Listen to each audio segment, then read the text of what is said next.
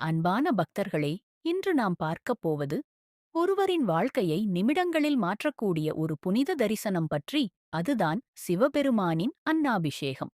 சிவன் அருளைப் பெற பல வழிகள் உள்ளன. ஆனால் அதில் மிகுந்த புண்ணியம் தருவது அன்னாபிஷேகம் என்று ஆகமங்கள் கூறுகின்றன. அன்னம் என்றால் உணவு. அபிஷேகம் என்றால் தெய்வத்திற்கு அர்ப்பணித்து புனித நீராடல் செய்வது. அதாவது அன்னாபிஷேகம் என்பது அரிசியால் சிவலிங்கத்திற்கு அபிஷேகம் செய்வது. இது பெரும்பாலும் ஐப்பசி மாத பௌர்ணமி நாளில் நடக்கிறது.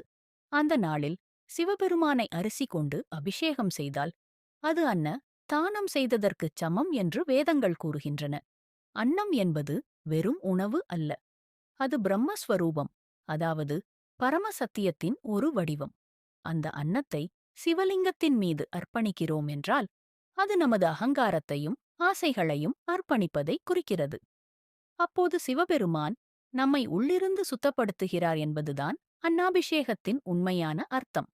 அன்னாபிஷேகம் செய்வதற்கான புண்ணியம் எவ்வளவு பெரியதோ அதை பார்த்தாலே கூட அந்த புண்ணியம் கிடைக்கும் என்று ஸ்கந்த புராணம் கூறுகிறது. பாவங்கள் கரையும், மன அமைதி வரும் குடும்பத்தில் தட்டுப்பாடு இருக்காது. உடல் ஆரோக்கியம், மன நிம்மதி, செல்வம் பெருகும். சிறந்த சந்ததியும் வீட்டில் வளமும் நிலைத்து நிற்கும் அன்னாபிஷேகத்தை பார்த்தால் அது நமக்குள் இருக்கும் ஆசை, கோபம், பொறாமை எல்லாவற்றையும் கரைத்துவிடும்.